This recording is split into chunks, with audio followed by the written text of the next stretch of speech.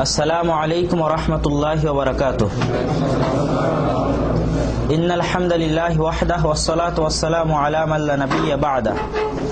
أما بعد فأعوذ بالله من الشيطان الرجيم. بسم الله الرحمن الرحيم. وقل جاء الحق وزهق الباطل إن الباطل كان زهوقا. وعن أبي هريرة رضي الله تعالى عنه أنه قال قال رسول الله صلى الله عليه وسلم كل أمة يدخلون الجنة إلا من أبى. قيل يا رسول الله من أبى؟ قال من أطاعني دخل الجنة ومن عصاني فقد أبى. رواه البخاري. যাবতীয় প্রশংসা মহান রব্বুল আলামিনের জন্য, যার অপরিসীম দয়া, সীমাহীন রহমত এবং করুণার বদৌলতে আজকে আমরা এখানে উপস্থিত হতে পেরেছি, সমবেত হতে পেরেছি কিছু শোনা এবং বলার জন্য। সকলে বলে আলহামদুলিল্লাহ। তারপর পরে দরুদ ও শান্তি বর্ষিত হোক আমার এবং আপনার প্রিয় রাসূল মুহাম্মদ সাল্লাল্লাহু আলাইহি ওয়াসাল্লামের উপর। সম্মানিত উপস্থিতি, সময় অনেক সংকীর্ণ, তো আমি আপনাদের সামনে সংক্ষিপ্তভাবে কিছু কথা বলতে চাই। আসলে জান্নাতে যাওয়ার রাস্তা কোনটা, জান্নাতে আমি এবং আপনি কিভাবে যাব? একজন মুসলিম, একজন মুমিন এবং একজন মানুষের জীবনের সবচেয়ে বড় সফলতা হচ্ছে জান্নাতে যেতে পারা। এই সফলতাটা একজন মানুষ এবং একজন মুমিন মুসলিম কিভাবে অর্জন করতে পারে তার উপর সংক্ষিপ্তভাবে কিছু বলবো ইনশাআল্লাহ। মূলত তিনটি জিনিস যদি মানুষের কাছে থাকে তাহলে মানুষের পক্ষে সম্ভব হয় জান্নাতে প্রবেশ করা এবং আল্লাহ সুবহানাহু ওয়া তাআলার সন্তুষ্টি অর্জন করা। এক নম্বর হচ্ছে আল আকিদাতুস সাহিহা, সঠিক আকীদা। দুই নম্বর হচ্ছে আল আমালুস সালিহা বিইত্তিবা'i সুন্নাতিন নবী মাআল ইখলাস। সৎ আমল থাকতে হবে, কিন্তু সৎ আমলের পাশাপাশি আরো দুইটি জিনিস চাই। ওই সৎ আমলটা রাসূলের সুন্নাত অনুযায়ী হচ্ছে কিনা, আর দ্বিতীয় হচ্ছে ওই সৎ আমলের সাথে ইখলাস আছে কিনা। এই সৎ আমলটাকে আপনি মানুষের বানানো সুন্নাত অনুযায়ী করছেন, এই সৎ আমলটাকে আপনি কোরআন এবং হাদিসের বাইরে অন্য কোন দলিলের উপর ভিত্তি করে পালন করছেন যার কোনো অস্তিত্ব ইসলামে নাই। এই সৎ আমলটাকে এমন সৎ আমল যা রাসূল সাল্লাল্লাহু আলাইহি ওয়াসাল্লামের 23 বছরের জামানায় তিনি করেননি এবং খোলাফায়ে রাশিদিন তার সাহাবায়ে কেরাম করেননি। এর পাশাপাশি এই সৎ আমলটাকে আপনি মানুষকে দেখানোর জন্য করছেন না আল্লাহ সুবহানাহু ওয়া তাআলার সন্তুষ্টির জন্য করছেন। এই দুটি বিষয় যখন থাকবে তখন আপনার জন্য এবং আমার জন্য জান্নাতে যাওয়া সহজ হবে। সম্মানিত উপস্থিতি, তো এই বিষয়কে সামনে রেখে আমি মূলত এই দুটো বিষয় ইনশাআল্লাহ বিশ্লেষণ করার চেষ্টা করব যে আমার এবং আপনার সৎ আমল, সঠিক আকীদার বিষয়ে আপনারা অনেক আলোচনা শুনেছেন, আরো শুনবেন ইনশাআল্লাহ। আমার এবং আপনার সৎ আমল দুটো বিষয়ের উপর ভিত্তি করে, একটা ইত্তিবা'য়ে সুন্নাত আর একটা হচ্ছে ইখলাস। ইত্তিবা'য়ে সুন্নাতের উপর কিছুক্ষণ পূর্বে আমার শ্রদ্ধেয় বড় ভাই মুকাররম বিন মুহসিন অত্যন্ত সুন্দর এবং চমৎকার আলোচনা করেছে। আমি শুধু তার উপর একটু রং চড়াবো এই বলে যে এই ইত্তিবা'য়ে সুন্নাত থেকে বাধা প্রদানকারী এমন কিছু কথা এবং এমন কিছু বাক্য আমাদের সমাজে প্রচলিত আছে, এমন কিছু যুক্তি, যেই যুক্তিগুলো মানুষের ব্রেনকে, মানুষের বুদ্ধিকে, মানুষের বিবেককে ইত্তিবা'য়ে সুন্নাত থেকে দূরে রাখে, এবং সে যখন ইত্তিবা'য়ে সুন্নাত থেকে দূরে থাকে তখন এই সমস্ত যুক্তি এবং এই সমস্ত দলিল তাকে মনে করায় যে আমি ঠিক পথে আছি। এই জাতীয় কয়েকটা কথা আমি পেশ করে তা খণ্ডন করার চেষ্টা করবো ইনশাআল্লাহ। তার মধ্যে সর্বাগ্রে হচ্ছে যে যখন কিছুক্ষণ আগে আমরা পড়লাম যে রাসূলের যখনই কোনো হাদিস পাবো, যখনই কোনো সুন্নাত পাবো, তখনই আমি এবং আপনি সেটা মানবো। কিন্তু যারা আমাকে এবং আপনাকে ইত্তিবা'য়ে সুন্নাত থেকে দূরে রাখতে চায় তারা বলে যে ঠিক আছে ভাই, আমি বুখারী খুলবো, আমি মুসলিম খুলবো, আপনাদের বা তোমাদের কথা অনুযায়ী তো এটাই মনে হয় যে বুখারীতে যেটা আছে সেটাই মানতে হবে। তো বুখারীর এই কথাগুলো তো আরবিতে লেখা আছে, তারপরে বাংলা অনুবাদ। ইসলাম কি এতই সহজ? আমার মতো জাহেল মানুষ কি ইসলাম বুঝে? এর ব্যাখ্যা বিশ্লেষণ এগুলো তো ইমাম আইম্মা ছাড়া তো করতে পারবে না। ইমাম আবু হানিফা রাহিমাহুল্লাহ এগুলো ভালো বুঝতেন, ইমাম শাফি এগুলো ভালো বুঝতেন, তাদের ব্যাখ্যা আমাদেরকে গ্রহণ করতে হবে। আমরা তো জাহেল মানুষ, আমরা তো মুস্তাহিদ না, খালি বুখারী মুসলিমে পালা আমার মানে নিলাম এটা তো হবে না। এই জাতীয় কথা আমরা শুনি এবং কথাটা কিছুটা হলেও যৌক্তিক যে ইসলাম ধর্ম বিশেষ করে মানে আপনি কোরআন এবং হাদিস, কোরআন আরবি সাহিত্য এবং ইসলামী শরিয়ার উপর জ্ঞান অর্জন না করেই ডাইরেক্ট কোরআন এবং হাদিস থেকে অনুবাদ করে কোনো ফতোয়া দেওয়া আমার এবং আপনার পক্ষে সম্ভব বা জায়েজ নয়। একমাত্র তিনিই পারেন কোরআন এবং হাদিস থেকে ফতোয়া দিতে যার সেই সম্পর্কে জ্ঞান আছে। তো কথাটা যৌক্তিক যে আমি জাহেল মানুষ, আপনি আমাকে বলছেন যে বুখারী শরীফের রাফুল দিনের হাদিসে রাফুল দিন করতে হবে, তো এটা কেমন কথা হলো? মানে এটা তো আমি তো মুস্তাহিদ না যে বুখারী শরীফের রাফুল ইয়াদাইনের হাদিস দেখে আমি ফতোয়া দিয়ে দিলাম। তো এর যেটা এই কথাটা যৌক্তিক, এই কথার যেটা সবচেয়ে সুন্দর এবং সবচেয়ে গ্রহণযোগ্য জবাব সেটা হচ্ছে যে বাস্তবেই কোরআন এবং হাদিস ইসলামী শরীয়তের জ্ঞান ছাড়া বোঝা সম্ভব নয়। তার অন্যতম একটা উদাহরণ বলি, রাসূল সাল্লাল্লাহু আলাইহি সাল্লামের উপর যখন আয়াত নাজিল হলো যে ইন্নাল্লাযীনা আমানু ওয়া লাম ইয়ালবিসু ঈমানাহুম বিযুলমিন ফাউলাইকা হুমুল মুহতাদুন, যারা ঈমান এনেছে এবং তাদের ঈমানকে অত্যাচারের সাথে মিশায়নি তারাই পথ মানে সঠিক হেদায়েত প্রাপ্ত। তখন সাহাবীরা বুঝলো এই আয়াত থেকে যে অত্যাচার মিশায়নি, সবাই তো জুলুম করে, গুনাহ কে করে না, জুলুম কে করে না। তখন সাহাবীরা মনে করলো, অন্তরে ভয় পেয়ে গেল যে তাহলে তো আমরা সবাই পথভ্রষ্ট হয়ে গেলাম, হেদায়েত প্রাপ্ত হলাম না। তখন তার রাসূলকে জিজ্ঞেস করলে, হে আল্লাহর রাসূল, এই আয়াতে বলছে যে ঈমানের সাথে যদি জুলুম থাকে, অত্যাচার থাকে, গুনাহ থাকে, তাহলে ঈমান শেষ, সে পথভ্রষ্ট। কিন্তু দুনিয়াতে কি এমন কোন মানুষ আছে যে মানে কোনো গুনাহই করে না বা তার ভিতরে কোনো জুলুম নাই? তখন রাসূল সাল্লাল্লাহু আলাইহি ওয়াসাল্লাম তাদেরকে বুঝাই দিলেন যেখানে জুলুম বলতে সবচেয়ে বড় জুলুম, আর সবচেয়ে বড় জুলুম কি? ইন্না শিরকা লাযুলমুন আযীম, শিরক যদি না থাকে ঈমানের সাথে। তাহলে এই আয়াতের ব্যাখ্যাটা সাহাবীরা কার কাছ থেকে শিখলো? রাসূলের কাছ থেকে। ঠিক রাসূল, সাহাবায়ে কেরাম এই ব্যাখ্যা তাবিঈনদেরকে শিখাবেন, তারপরে মুহাদ্দিসিনে ইজাম, ফুকাহায়ে কেরাম, সালাফে সালেহিন, এই ব্যাখ্যা কোরআন এবং হাদিসের ব্যাখ্যা চলতে থাকবে। এটা একজন আমার এবং আপনার মতো জাহেল মানুষের পক্ষে বোঝা সম্ভব নয়। সুতরাং তারা যে কথাটা বলে এটা যৌক্তিক। এর সবচেয়ে চমৎকার জবাব হচ্ছে কোরআন এবং হাদিস আমি এবং আপনি নিজের বুঝ অনুযায়ী বুঝবো না। বর্তমান পৃথিবীতে কোরআন এবং হাদিস বোঝার তিনটা ধরন। একদল মানুষ কোরআন এবং হাদিস নিজের বুঝ অনুযায়ী বুঝে, যারা বর্তমান জামানায় খারিজি, যারা বর্তমান জামানায় বিভিন্ন রকমের ফতোয়া দেয় এবং যাকে তাকে কাফের বলে, এরা কোরআন এবং হাদিসকে নিজের বুঝ অনুযায়ী বুঝে। কোরআনের এবং আয়াত হাদিসের একটা হাদিস শরীফের একটা হাদিস পড়ে, কোরআনের একটা আয়াত পড়ে যে আল্লাহ ইয়াহকুম বিমা আনজালাল্লাহ ফাউলাইকা হুমুল কাফিরুন, যারা আল্লাহর আইন অনুযায়ী বিচার করে না তারা কাফের। সাথে সাথে ফতোয়া দিয়ে দেয় যে আল্লাহর আইন অনুযায়ী বিচার করে না সে কাফের, তাকে হত্যা করতে হবে। তো এরা কোরআন কি কার বুঝ অনুযায়ী বুঝে? নিজের বুঝ অনুযায়ী। এটা ভ্রান্ত। এই আয়াতের ব্যাখ্যা সাহাবায়ে কেরাম কি করেছেন, সালাফে সালেহিন কি করেছেন, এটা আমাকে এবং আপনাকে দেখতে হবে। আর আরেক দল মানুষ কোরআন এবং হাদিসকে একজন ইমামের পৈতৃক সম্পত্তিতে পরিণত করে দেয় যে কোরআন এবং হাদিস আমি শুধু ইমাম আবু হানিফার বুঝ অনুযায়ী বুঝবো, আর কারণ নয়, তার পৈতৃক সম্পত্তিতে পরিণত করে দেয়। আর কেউ বলে যে আমি কোরআন এবং হাদিস শুধু ইমাম শাফির বুঝ অনুযায়ী বুঝবো, আর কারো বুঝ অনুযায়ী নয়। এটা নয়, কোরআন এবং হাদিস কারো পৈতৃক সম্পত্তি নয় যে শুধু তারই ব্যাখ্যা আমাকে এবং আপনাকে গ্রহণ করতে হবে। আমাকে এবং আপনাকে দেখতে হবে কোরআন এবং হাদিসের এই ব্যাখ্যা, আইম্মায়ে কেরাম, সালাফে সালেহিন, মুজতাহিদিনে ইজাম, সকলের ব্যাখ্যাকে সামনে রাখতে হবে এবং তারপরে জমহুর বা অধিকাংশ সালাফে সালেহিনের যে ব্যাখ্যা সেটাকে আমাকে এবং আপনাকে গ্রহণ করতে হবে। যেমন রাফুল ইয়াদাইনের ক্ষেত্রেই চলেন, রাফুল ইয়াদাইনের ক্ষেত্রে শুধু ইমাম আবু হানিফা রাহিমাহুল্লাহ তিনি বাদ দিয়ে এমন কোন মুহাদ্দিসিনে কেরাম পাওয়া যায় না যারা রাফুল ইয়াদাইনের পক্ষে কথা বলেননি। এমনকি ঈদের তাকবীর যে 12 তাকবীর, এই 12 তাকবীরের বিষয়ে ইমাম আবু হানিফা রাহিমাহুল্লাহর দুই যে ছাত্র ইমাম আবু ইসহাক এবং ইমাম মুহাম্মদ তারাও বলেছেন 12 তাকবীরে সালাত আদায় করা সুন্নাত। অনুরূপ আরো যারা অন্য 3 ইমাম আছেন তারাও বলেছেন যে 12 তাকবীরে সালাত আদায় করা সুন্নাত।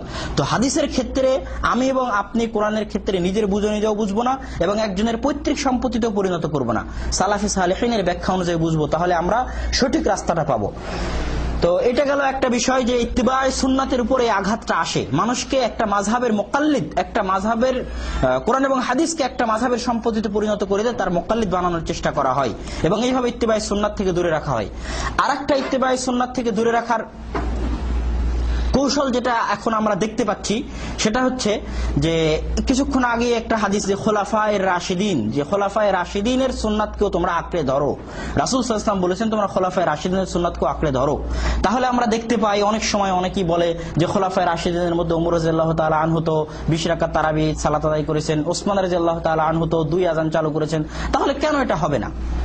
এই জাতীয় খোলাফায়ে রাশিদিনের নাম দিয়েও অনেক কথা আমাদের সমাজে আছে যেই কথাগুলোর দ্বারা ইত্তিবায়ে সুন্নাত থেকে মানুষকে দূরে রাখা হয়। এর একটা ব্যাখ্যা যেটা সালাফি সালেহিন করেছেন যে খোলাফায়ে রাশিদিনের সুন্নাত আমাকে এবং আপনাকে আঁকড়ে ধরতে হবে বাধ্যতামূলক, কিন্তু সেই সমস্ত ক্ষেত্রে যেই সমস্ত ক্ষেত্রে রাসূল সাল্লাল্লাহু আলাইহি ওয়াসাল্লামের পক্ষ থেকে কোনো ব্যাখ্যা পাওয়া যায় না, যেই সমস্ত ক্ষেত্রে রাসূল সাল্লাল্লাহু আলাইহি ওয়াসাল্লামের পক্ষ থেকে কোনো নির্দেশ পাওয়া যায় না, যেমন কোরআন কে জমা করেছেন? আবু বকর রাদিয়াল্লাহু তাআলা আনহু। এর এরকম আরো একটা ইতিহাস গ্রন্থগুলোতে পাওয়া যায় যে যখন হযরত আলী রাদিয়াল্লাহু তাআলা আনহু এবং আয়েশা রাদিয়াল্লাহু তাআলা আনহার মাঝে যুদ্ধ হয়, উষ্ট্রের যুদ্ধ, এই যুদ্ধে যখন আয়েশা রাদিয়াল্লাহু তাআলা আনহা বন্দী হন আলী রাদিয়াল্লাহু তাআলা আনহুর হাতে এবং আলী রাদিয়াল্লাহু তাআলা আনহু জয়লাভ করেন, তখন আলী রাদিয়াল্লাহু তাআলা আনহুর একদল অনুসারী দাবি করে যে আমরা যাদের উপর জয়লাভ করেছি তাদের সয় সম্পত্তি আমাদের মাঝে গনিমত হিসেবে বন্টন করে দেওয়া হোক। তখন আলী রাদিয়াল্লাহু তাআলা আনহু বলেছিলেন, তোমাদের মধ্যে কে এমন হিম্মত রাখে যে আয়েশা রাদিয়াল্লাহু তাআলা আনহুকে নিজের মধ্যে অন্তর্ভুক্ত করবে বা তার সম্পত্তিকে নিজের মধ্যে অন্তর্ভুক্ত করবে? তখন উপস্থিত জনতা চুপ হয়ে যায়। তারপরে তিনি গনিমতের মাল বন্টন করেননি। যার যার সম্পত্তি তাড়াতাড়ি থাকে। তো এখান থেকে একটা জিনিস বোঝা গেল যে মুসলমান এবং মুসলমানে যখন যুদ্ধ হবে, গৃহযুদ্ধ যাকে বলে, ওই সময় গনিমতের মাল একদল আর এক দলের পক্ষ থেকে নিতে পারবে না। রাসূল সাল্লাল্লাহু আলাইহি ওয়াসাল্লামের জামানায় তো মুসলমানে যুদ্ধই হয়নি, যুদ্ধ হয়েছে কাফের মুসলমানে। তো এই মাসলা আপনি রাসূল সাল্লাল্লাহু আলাইহি ওয়াসাল্লামের কাছ থেকে পাবেন না। এটা কার কাছে পাবেন? খোলাফায়ে রাশিদিনের কাছে। এরকম খোলাফায়ে রাশিদিনের 4 বছরে তারা অর্ধ পৃথিবী শাসন করেছেন। এই অর্ধ পৃথিবী শাসন করতে যায় যত নতুন মাসলা, যত নতুন সমস্যার সম্মুখীন হয়েছেন, যে সমস্যাগুলোর সম্মুখীন রাসূল সাল্লাল্লাহু আলাইহি ওয়াসাল্লাম হননি, ওই সময় তারা যে ফায়সালা দিয়েছেন এটা আমি এবং আপনি মানতে বাধ্য। কিন্তু যেই সমস্ত ক্ষেত্রে রাসূল সাল্লাল্লাহু আলাইহি ওয়াসাল্লাম নির্দেশ দিয়ে গেছেন, সেই সমস্ত ক্ষেত্রে আমি আপনি তো দূরে থাক, খোলাফায়ে রাশিদিনই বাধ্য যে তারা রাসূল সাল্লাল্লাহু আলাইহি ওয়াসাল্লামের সুন্নাতের অনুসরণ করবে। তো তারপরে যেটা তৃতীয় বিষয়, যে এটা একটু জটিল, এটাও আমি একটু সংক্ষেপে বলে আমার আলোচনা ইনশাআল্লাহ গুটায় নেওয়ার চেষ্টা করব। যে এটা আপনারা অনেকেই জানতেও পারেন, অনেকেই নাও জানতে পারেন। এটা আমার নতুন অভিজ্ঞতা হয়েছে দারুল উলুম দেওবন্দে পড়ার ফলে, যে হাদিস এবং সুন্নাতের মধ্যে পার্থক্য করা। এটা অনেকের কাছে নতুনও মনে হতে পারে। নতুন হলেও আমি একটু বলে রাখি বিষয়টা, যে এর উপর অনেক বইও লেখা হয়েছে এবং এই জিনিসটাকে আস্তে আস্তে প্রচার করা হচ্ছে যে হাদিস এবং সুন্নাতের মধ্যে পার্থক্য আছে। শুধু হাদিস বললেন আর হাদিস বলেই সেটাকে সুন্নাত বলে দিলেন তা না। হাদিস আলাদা জিনিস, সুন্নাত আলাদা জিনিস। দলিল তিরমিজি শরীফে তিরমিজিতে হাদিস আছে, রাসূল সাল্লাল্লাহু আলাইহি ওয়াসাল্লাম একদা দাঁড়িয়ে থেকে পেশাব করলেন, হাদিস সহিহ। আতা সুবাতাতা কওমিন ফাবালা কায়মান। তো আপনি কি দাঁড়িয়ে থেকে পেশাব করা কি সুন্নাত বলবেন? সুন্নাত তো বলবেন না, কিন্তু হাদিস তো। তাহলে হাদিস আর সুন্নাতের মধ্যে পার্থক্য হয়ে গেল। তো এই দলিল তারা দেয় এবং দিয়ে বলে যে রাফুল ইয়াদাইনের হাদিস, এটা হাদিস, কিন্তু এটা সুন্নাত কে বলেছে? তো যুক্তিটা কিন্তু অনেক যৌক্তিক। তো এই বিষয়টাও আমি একটু অত্যন্ত সহজ ভাষা আপনাদের বোঝানোর চেষ্টা করব, মাথায় রাখলে পরবর্তীতে কাজে দিবে। কারণ আমি দেখছি এবং আমার অভিজ্ঞতা যে এই জিনিসটাকে অনেক দ্রুত গতিতে প্রচার দেওয়া হচ্ছে, হাদিস এবং সুন্নাতের মাঝে পার্থক্য আছে। এর আহলুল হাদিস আহলুস সুন্নাত নয়, আহলুস সুন্নাত আলাদা। তো একটা হাদিস যখন রাসূল সাল্লাল্লাহু আলাইহি ওয়াসাল্লামের মুখ থেকে নির্গত হয়, আমি মনে করেন রাসূল সাল্লাল্লাহু আলাইহি ওয়াসাল্লামের সামনে আছি বা আপনি রাসূল সাল্লাল্লাহু আলাইহি ওয়াসাল্লামের সামনে আছেন, তিনি আপনাকে বলছেন বা আমাকে বলছেন এই তুমি দাঁড়াও বা যাও, তুমি 2 রাকাত সালাত আদায় করো। তখন যদি আপনি এই কথাকে অস্বীকার করেন, 2 রাকাত সালাত আদায় না করেন, তাহলে উম্মতের ঐক্যমত যে আপনি কাফের। বাস এতটুকুই পার্থক্য, যে আমি সেই হাদিসটা পাচ্ছি একটা সানাদের মাধ্যমে বুখারীতে, আজ রাসূলের সামনে উপস্থিত নাই, কিন্তু অনেক পরে বুখারী মুসলিমের মাধ্যমে আমি সেই হাদিসটা পাচ্ছি। কিন্তু রাসূলের সামনে যদি থাকতেন তাহলে কি আপনি এই কথা স্বীকার করতে পারতেন? তো রাসূলের মুখ দিয়ে নির্গত প্রতিটি বাক্যই ইসলামী শরীয়তের মধ্যে ক্ষমতা প্রয়োগ করার অধিকার রাখে। রাসূলের মুখ দিয়ে নির্গত প্রতিটি বাক্যই ইসলামী শরীয়তের মধ্যে ক্ষমতা প্রয়োগের অধিকার রাখে। রাসূলের মুখ দিয়ে নির্গত প্রতিটি বাক্যই ইসলামী শরীয়তের মধ্যে ক্ষমতা প্রয়োগের অধিকার রাখে। কখনো রাসূলের মুখ দিয়ে নির্গত বাক্য জায়েজ হয়, কখনো রাসূলের মুখ দিয়ে নির্গত বাক্য সুন্নাত হয়, কখনো রাসূলের মুখ দিয়ে নির্গত বাক্য ফরজ হয়। রাসূল সাল্লাল্লাহু আলাইহি ওয়াসাল্লাম বলেছেন, সাহাবাই আনাস রাদিয়াল্লাহু আনহু থেকে বর্ণিত, যে ফারাজা সাদাকাতাল ফিতর, রাসূল সাল্লাল্লাহু আলাইহি ওয়াসাল্লাম রমজানের পরে ফিতরা আদায় করা ফরজ করেছেন। এটা রাসূলের মুখ দিয়ে নির্গত বাক্য, আল্লাহ ফরজ করেননি। কে ফরজ করেছেন? রাসূল সাল্লাল্লাহু আলাইহি ওয়াসাল্লাম। তো রাসূলের মুখ দিয়ে নির্গত এই বাক্যটা কি হলো? ফরজ হলো। আর রাসূলের মুখ দিয়ে আরেকটা নির্গত বাক্য, যে ব্যক্তি দৈনিক 12 রাকাত সুন্নাত আদায় করবে তার জন্য আল্লাহ সুবহানাহু ওয়া তাআলা জান্নাতে একটা ঘর নির্মাণ করবেন। তো রাসূলের মুখ দিয়ে নির্গত বাক্যটা কি হলো? সুন্নাত হলো, ফরজ নয়। কিন্তু অনুরূপে রাসূলের আরেকটা আমল বা রাসূলের কর্ম, যে রাসূল সাল্লাল্লাহু আলাইহি ওয়াসাল্লাম দাঁড়িয়ে পেশাব করতেন, এটা জায়েজ। কিন্তু সুন্নাত কোনটা? আয়েশা রাদিয়াল্লাহু তাআলা আনহার ওই হাদিস, যে আমি রাসূল সাল্লাল্লাহু আলাইহি ওয়াসাল্লামকে কোন সময় দাঁড়িয়ে পেশাব করতে দেখিনি, তিনি সর্বদা বসেই পেশাব করতেন। তো রাসূলের মুখ দিয়ে নির্গত বাক্যের সর্বনিম্ন স্তর কি? জায়েজ। রাসূল যদি কোনো কাজ করে থাকে আপনি তাকে হারাম বলতে পারবেন না, সেটা জায়েজ। কিন্তু সেটা কখনো জায়েজ হয়, কখনো সুন্নাত হয়, কখনো ফরজ হয়। তো কেউ যদি বলে যে রাফুল আদাইন করা সর্বনিম্ন, তাকে স্বীকার করতে হবে যে রাফুল আদাইন করা জায়েজ। সর্বনিম্ন, যতই বড় ইমাম হোক, যতই বড় হানাফি পণ্ডিত হোক, সর্বনিম্ন স্তরে তাকে স্বীকার করতে হবে যে রাফুল আদাইন করা জায়েজ। তো এই বিষয়টা আপনারা অবশ্যই মাথায় রাখবেন। আর তারপরে সর্বশেষে আসে আমি আপনাদের কাছে অনুরোধ করতে চাই যে রাসূল সাল্লাল্লাহু আলাইহি ওয়াসাল্লামের সুন্নাতের অনুসরণের ক্ষেত্রে একটা ছোট্ট হাদিস বলে আমি আমার আলোচনার রীতি টানবো ইনশাআল্লাহ। হযরত আব্দুল্লাহ বিন ওমর রাদিয়াল্লাহু তাআলা আনহুর ছেলে সালেম তিনি এই হাদিসটা বর্ণনা করছেন যে তার ভাই বেলাল, হযরত আব্দুল্লাহ বিন ওমর রাদিয়াল্লাহু তাআলা আনহু বলছেন যে রাসূল সাল্লাল্লাহু আলাইহি ওয়াসাল্লাম মেয়েদেরকে মসজিদে সালাত আদায় করতে যেতে বাধা দিতে নিষেধ করেছেন। রাসূল সাল্লাল্লাহু আলাইহি ওয়াসাল্লাম মেয়েদেরকে মসজিদে সালাত আদায় করতে যেতে বাধা দিতে নিষেধ করেছেন। তখন তার ছেলে বেলাল বলছে যে ওয়াল্লাহি লানামনাউহুন্না, আল্লাহর কসম আমি মেয়েদেরকে মসজিদে সালাত আদায় করতে বাধা দিব। তখন সালেম বলছেন ফাসাব্বা সাব্বান শাদীদা, আর অন্য রিওয়ায়াতে আছে যে ওমা কাল্লামাহু আবাদা হাত্তাল মাউত। তো ওই সময় হযরত আব্দুল্লাহ বিন ওমর রাদিয়াল্লাহু তাআলা আনহু এতই রাগান্বিত হলেন এবং তাকে এমন সমস্ত ভাবে ধমকালেন যে সমস্ত ভাবে আমি তাকে কোনোদিন ধমকাতে দেখিনি। আর অন্য রিওয়ায়াত আছে যে তিনি মরা পর্যন্ত তার সাথে কোনোদিন কথা বলেননি। এটাই ছিল সাহাবীদের জজবা। তার ছেলে, এটা তার ছেলে যার সাথে তিনি কথা বলেননি। আব্দুল্লাহ বিন ওমর রাদিয়াল্লাহু তাআলা আনহু সম্পর্কে ইতিহাসে পাওয়া যায় যে আব্দুল্লাহ বিন ওমর রাদিয়াল্লাহু তাআলা আনহু রাসূল সাল্লাল্লাহু আলাইহি ওয়াসাল্লামের সুন্নাতের এতই অনুসরণ করতেন যে রাসূল সাল্লাল্লাহু আলাইহি ওয়াসাল্লাম যাত্রাপথে রাস্তায় যেখানে শুয়েছেন আব্দুল্লাহ বিন ওমর সুন্নাতের অনুসরণে ওখানেই শুইতেন। রাসূল সাল্লাল্লাহু আলাইহি ওয়াসাল্লাম যাত্রাপথে যেখানে বসে পেশাব করেছেন ওনার পেশাবের চাপ না লাগলো ওখানে ওইভাবে বসতেন, তারপরে সেখান থেকে উঠে এটা ইতিহাসে পাওয়া যায় এবং অনেক সালাফি সালেহিন আব্দুল্লাহ বিন ওমর রাদিয়াল্লাহু তাআলা আনহুর পক্ষ থেকে এটা বর্ণনা করেছে। তো এটাই ছিল সাহাবীদের সুন্নাতের অনুসরণের জজবা। আর ইমাম তিরমিজি রাহিমাহুল্লাহর একটা কথা বলে আমি শেষ করব, যেটা অন্তরে অনুভব করবেন, যে ইমাম তিরমিজি রাহিমাহুল্লাহ তার তিরমিজি সম্পর্কে বলছেন যে এই তিরমিজি ইন কানাত তিরমিজি ফি বাইতি আহাদ, কারো বাড়িতে যদি তিরমিজি থাকে ফাকান্নান নবী সাল্লাল্লাহু আলাইহি ওয়াসাল্লাম ইয়াতাকাল্লামু ফি বাইতিহি, রাসূল সাল্লাল্লাহু আলাইহি ওয়াসাল্লাম যেন তার বাড়িতে কথা বলছে। তো বুখারী, মুসলিম, তিরমিজি এগুলোতে রাসূলের কথা আছে। আব্দুল্লাহ বিন মুবারক রাদিয়াল্লাহু রাহিমাহুল্লাহ থেকে বর্ণনা পাওয়া যায় যে তিনি যখনই হাদিস মুতালা করে আসতেন তখন তাকে জিজ্ঞেস করা হতো আপনি কোথায় ছিলেন? তো আমি রাসূলের সাথে ছিলাম। তা হাদিস মুতালা করলে কার সাথে থাকে? রাসূলের সাথে থাকে। তো একজন হাদিস মুতালাকারী, হাদিস পড়াশোনাকারী এবং হাদিসের অনুসরণকারীর শান ওই রকমই যেন একজন সাহাবীর শান। এই জন্যই ইমাম একজন জনৈক ইমাম বলেছেন, কি নাম যে আমি যখন কোন আহলে হাদিসকে দেখি সাহাবীকে দেখি